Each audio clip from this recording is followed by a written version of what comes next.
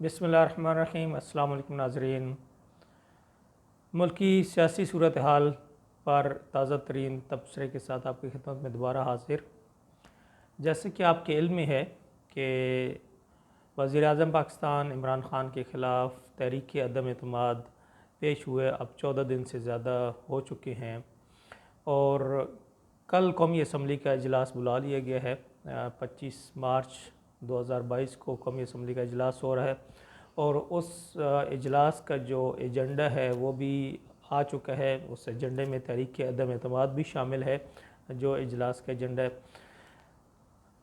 اب جب سارے کارڈز آ چکے ہیں ٹیبل کے اوپر، اور کیا صورتحال اپوزیشن کی طرف سے چل رہی ہے، کیا صورتحال حکومت کی طرف سے چل رہی ہے، اس پہ بات کریں گے۔ اس وقت جو قومی اسمبلی کا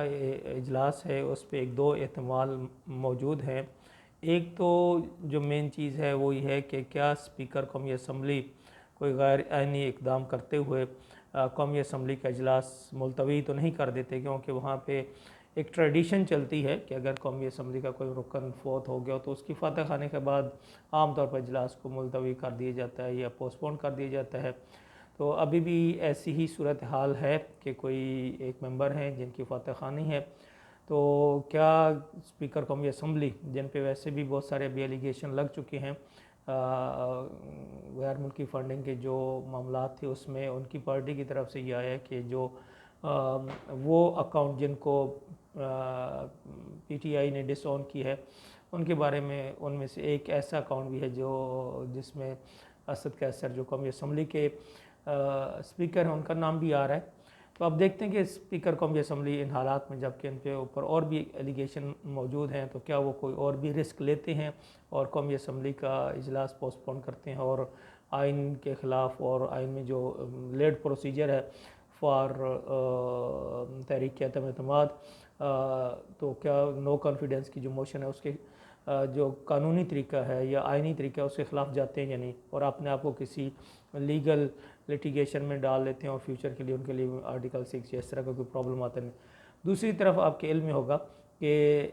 اس معاملے کو، خاص طور پہ جو ووٹنگ کا معاملہ ہے، کہ آیا جو حکومتی پارٹی ہے اس کا کوئی ممبر وزیر اعظم کے خلاف ووٹ دے سکتا ہے یا نہیں۔ اگرچہ ووٹ تو دے سکتا ہے جیسے کہ ہے، لیکن آیا اس کا ووٹ کاؤنٹ ہوگا، اور اگر ووٹ کاؤنٹ ہوتا ہے یا نہیں کاؤنٹ ہوتا ہے تو اس کے معاملے میں بھی حکومت اس وقت عدالت میں گئی ہوئی ہے۔ وہاں پہ عدالت کی طرف سے جو اس وقت حکومت جس چیز کو چاہ رہی ہے، جس چیز سے لوگوں کو، اپنے ممبرز کو ڈرانا چاہ رہے ہیں کہ اگر وہ پارٹی کی پالیسی کے خلاف یا وزیر اعظم کے خلاف تحریک عدم اعتماد میں ووٹ دیتے ہیں تو وہ نااہل ہو جائیں گے، اور ان کی یہ نااہلیت گورنمنٹ کی انٹرپریٹیشن ہے کہ وہ تاعیات ہوگی۔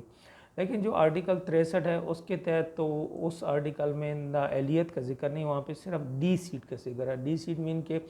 پارٹی کا جو سربراہ ہے وہ اسپیکر کو لکھے گا، اسپیکر نے پھر اس کو الیکشن کمیشن میں بھیجنا، اور الیکشن کمیشن نے آفٹر پراپر جو پروسیجر ہے اس کو فالو کرتے ہوئے اس کو ڈی سیٹ کر دینا، اور جو سیٹ ہوگی اس کو خالی قرار دینا، اور اس کے بعد دوبارہ الیکشن ہوگا۔ تو اس اکارڈنگ ٹو جو اپوزیشن کی انٹرپریٹیشن ہے یا جو لا میں نظر آ رہی ہیں چیزیں، جو آئین میں آرٹیکل 63A کے تحت، اس میں تو یہ نظر آ رہا ہے کہ وہ دوبارہ الیکشن لڑ سکتے ہیں، لیکن گورنمنٹ اب اپنے ممبرز پہ پریشر ڈالنے کے لیے اس معاملے کو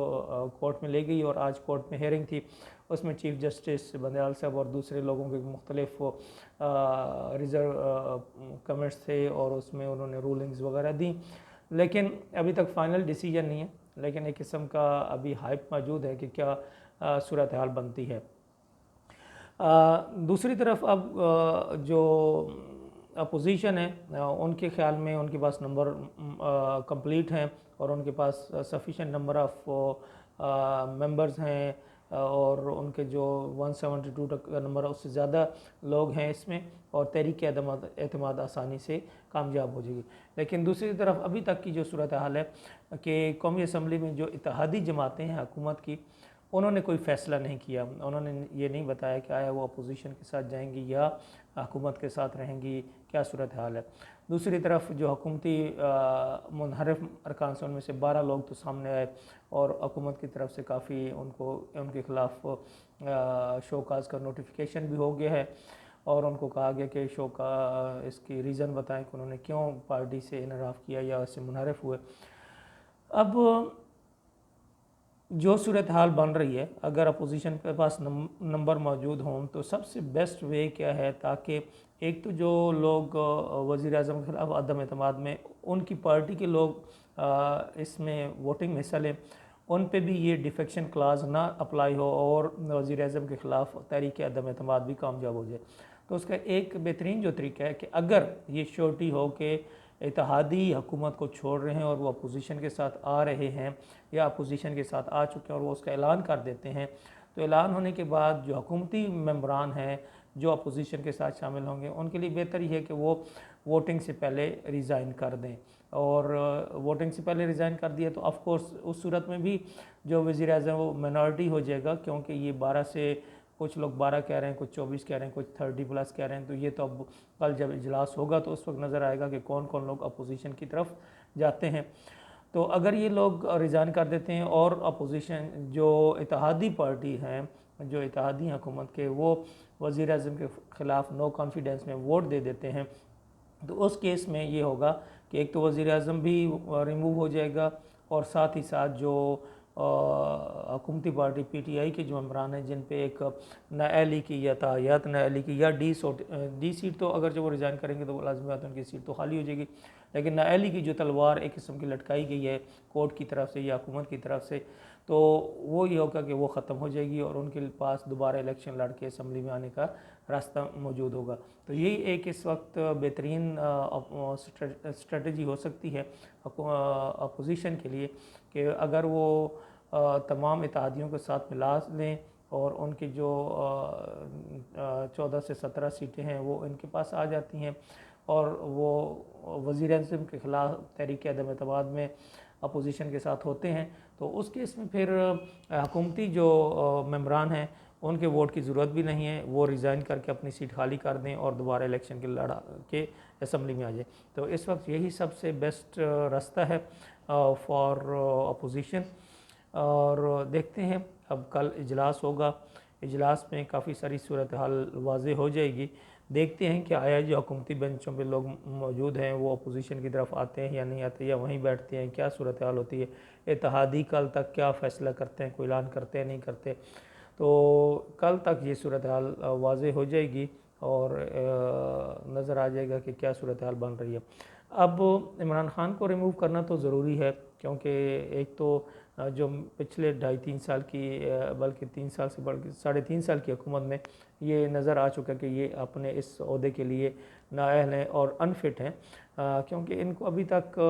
یہ پتہ نہیں چلا کہ حکومت کیسے کی جاتی ہے اور کس طرح سے ملک کو چلایا جاتا ہے، کس طرح مختلف الخیال لوگوں کو ساتھ لے کے چلا جاتا ہے، ہر جگہ پہ لڑائی جھگڑے نہیں ہوتے، معیشت کی جو بربادی تباہی ہوئی جس طرح، اسی طرح سے جو مختلف کنفلکٹ آف انٹرسٹ ان کی جو کابینہ کے اندر لوگوں کے تھے، تو وہ معاملات اس صورتحال میں پھر سارے موروثی سیاستدان وہی پرانے جو مختلف پارٹیز کے پاس ان کے پاس آئے کہ کنگز پارٹی بنائی گئی تھی الیکٹیبلز کو، تو اس صورتحال میں ان کو بھی آف کورس ہٹانا ضروری ہے، لیکن آیا اس کے بعد کیا ہم پھر دوبارہ نواز شریف، آصف زرداری اور مولانا فضل الرحمان یا ان کے بچوں کے ان کو ووٹ دیں گے، کیا ان کے پیچھے چلیں گے؟ تو یہ بھی ایک المیہ ہوگا کہ اگر عمران خان کو ہٹانے کے بعد پھر ہم انہی پرانی پارٹیوں کو یا پرانی 3-4 سیاسی خاندانوں کے چنگل میں پھنس جائیں، تو یہ بھی ایک بہت بڑا المیہ ہوگا پاکستان کا اور پاکستان کی آنے والے فیوچر کے لیے، سیاست کے لیے۔ تو اس پہ انشاءاللہ میں دوبارہ بات کروں گا کہ ہمارے پاس بہترین راستہ کیا ہے، کہ عمران خان کو ہٹانے کے بعد کیا ہم نے دوبارہ انہی پرانی پارٹیوں کے چنگل میں پھنسنا ہے یا ہمیں کوئی نیا راستہ لینا ہے؟ تو پاکستان کے لیے، اور یا جسے ہم کہتے ہیں نیا پاکستان یا ایک تبدیل شدہ پاکستان کے لیے ہمیں کیا راستہ اختیار کرنا ہوگا، تو اس کے لیے انشاءاللہ میں دوبارہ ایک ویلاگ کروں گا، اس پہ اپنے جو میری سوچ ہے یا جو میرا نظریہ ہے اس پہ بات کریں گے۔ تو اجازت دیجیے، السلام علیکم۔